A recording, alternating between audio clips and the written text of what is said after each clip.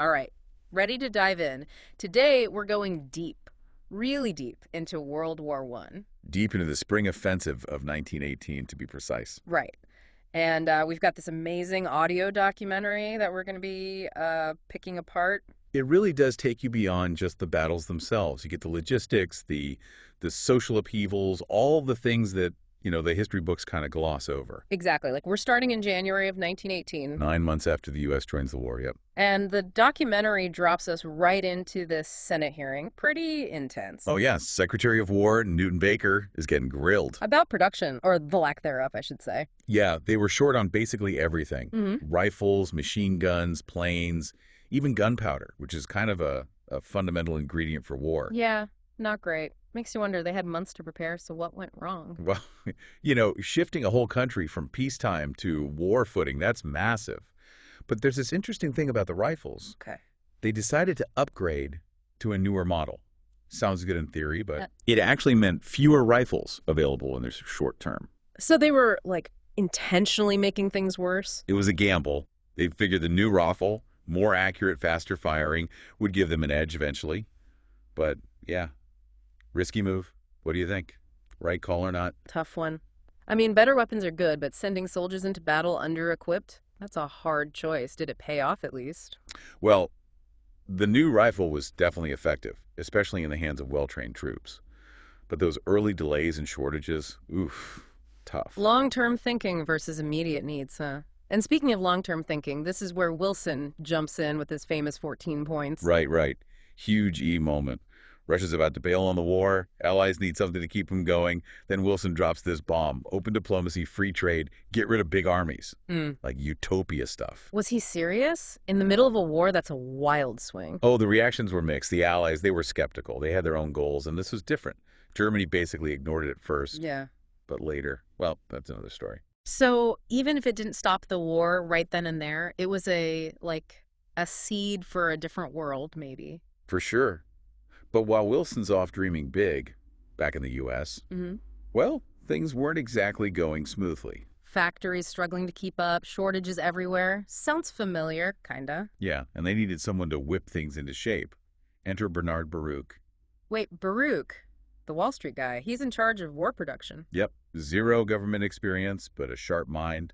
He creates the War Industries Board. Basically, the government takes control of the whole economy.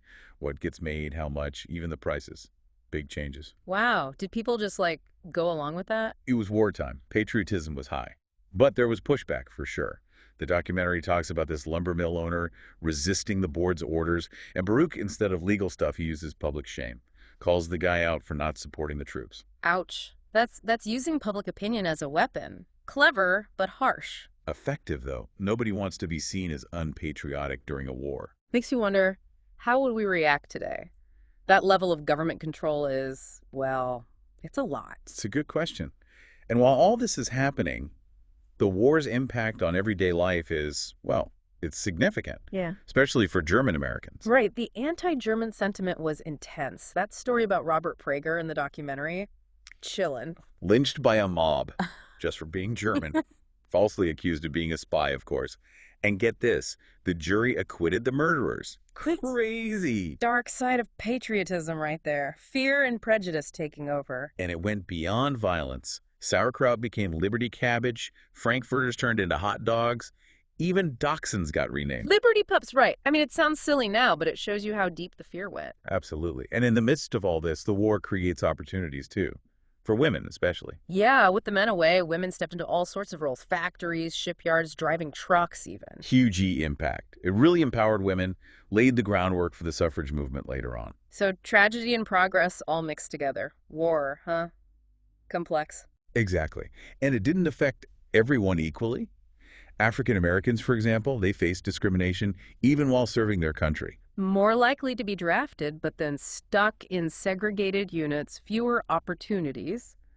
The 93rd Infantry Division, that story is wild. Sent to fight under French command because there was less racism there than in the U.S. Army. Oh, It's kind of mind-blowing. talk about hypocrisy, right? Fighting for freedom abroad while facing inequality at home definitely complicates the narrative. No doubt. And the spring offensive, which we'll dig into next time, well, it throws all these issues into even sharper relief. Sounds like things are about to get even more intense. Oh yeah, buckle up. The spring offensive was a gamble that changed everything. Okay, so we've got the U.S. trying to figure out how to fight a war. Wilson's got his big peace plan. And back home, everything's changing. Right. It's March 1918, and things are about to explode literally. Germany's launching their spring offensive. Yeah, they knew this was it. Last chance, really. If they waited any longer, those American troops would start arriving in force. Game over for Germany at that point. The documentary makes it clear that Ludendorff, the German general, he was obsessed with this plan. Oh, absolutely. And one thing that really stuck out to me, his fixation on the weather. Yeah, he delayed the offensive multiple times, just waiting for the right conditions. Imagine that, right? Yeah. Your entire plan, this massive attack, hinges on something you can't control at all. The weather. Talk about pressure. And it almost didn't happen. Rain, desertions. It's amazing they managed to pull it off, honestly. But they did, and when they hit hard. The Allies were pushed back miles. They even shelled Paris from, like, 75 miles away. With this huge long-range gun they had. Can you imagine being in Paris just hearing those shells? Terrifying. Totally. And for the Allied commanders, it was panic time. Foch, the French general, he thought they were going to lose the whole war. And this is where Pershing, the American general, does something really unexpected. He lets the French use American troops under their command. Which was crazy. Pershing wanted to keep the U.S. forces separate, but he saw how desperate things were. It makes you wonder, what if he hadn't done that?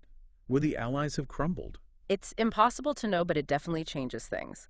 Most U.S. troops went to quieter areas, but some got thrown right into the fighting. Yeah, there's this story about a bunch of American engineers, basically construction guys.